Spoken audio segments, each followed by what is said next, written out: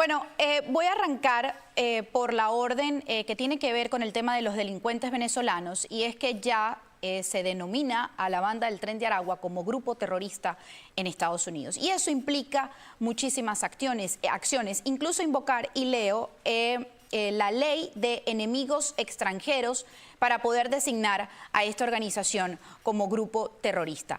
¿Cómo funciona esto? ¿Cuáles serán los primeros pasos que nosotros vamos a ver de parte de la administración de Donald Trump con respecto a estos delincuentes? Bueno, básicamente, efectivamente, están invocando una ley de 1798, que es la ley de enemigos extranjeros. Y esta es una ley que existe para cuando exista una declaración de guerra, una invasión o una incursión predatoria por parte de un país extranjero. Ahí es donde viene la parte polémica. Permitiría la deportación de cualquier hombre mayor de 14 años de edad que sea nativo o ciudadano del país que presuntamente haya declarado la guerra con los Estados Unidos, o quien haya invadido los Estados Unidos, o quien haya incursionado de forma predatoria a los Estados Unidos.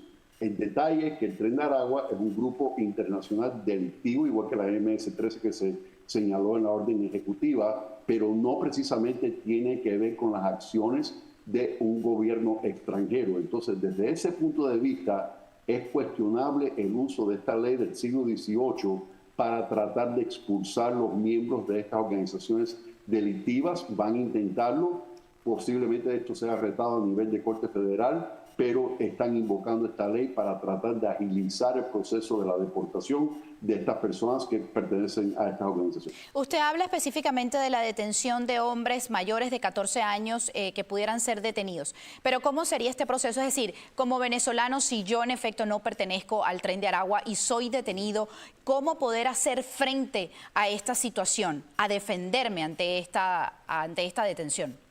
Excelente pregunta, Jessica, y ahí es donde está la problemática, porque aquí no se requiere un proceso de corte, una determinación de deportabilidad, una audiencia ante un juez de inmigración. Entonces, lo problemático de esto es en el detalle de cómo pretenden ejecutar estas deportaciones de personas que sospechan que son miembros del Tren de Aragua o de la MS-13 o de alguna otra organización internacional terrorista que ellos están.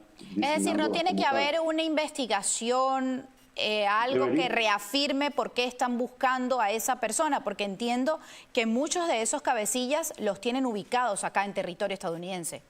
Debería, y es parte de nuestro derecho constitucional al debido proceso legal, donde ninguna persona puede ser privada de vida, libertad o propiedad sin un debido proceso legal, donde se le avisa de los cargos en su contra. Tal vez exista algún tipo de proceso administrativo, pero cuando se trata de invocar la ley de enemigos extranjeros de 1798, tal vez esas protecciones no existan, porque esta es una ley que existe cuando el país está en guerra.